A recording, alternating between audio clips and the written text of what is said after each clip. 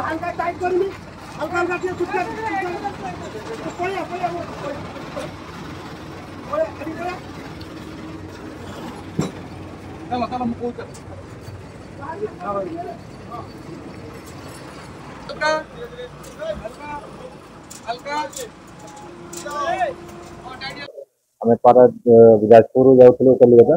हठात दुईटा बेले बस देखिली कि गोटे साउंड है साउंड है देखिए आम तले पड़ जाइए आम सब कमर समस्त मार होती बाहर को आसी देखला गाड़ी गोटे ट्रक बाड़े आम तो जाजपुर जाऊँ कलिकता जलेश्वर पाखापाखि बस एक्सीडेंट होती आम हठात ऊपर शोलू तले पड़ू दूर धला होती बस को माड़ होती पूरा आम तो बस पत्र खोलिक इमरजेन्सी सब बाहर आम मेडिकल सब अंटा बेक माड़ होती अंटा माड़ होती गोटे माड़ होती आम 3 जन पिला तार गोटे भांगी कौन गोटे बिंधुचे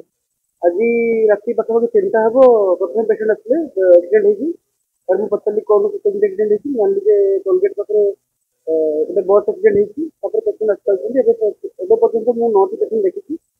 ड्राइवर आउ हेल्पर जन डेथ होती सीरियस अच्छी 2 जन रेफर होती बालेश्वर आदि एपरी आम हस्पिटाल ट्रिटमेंट चलती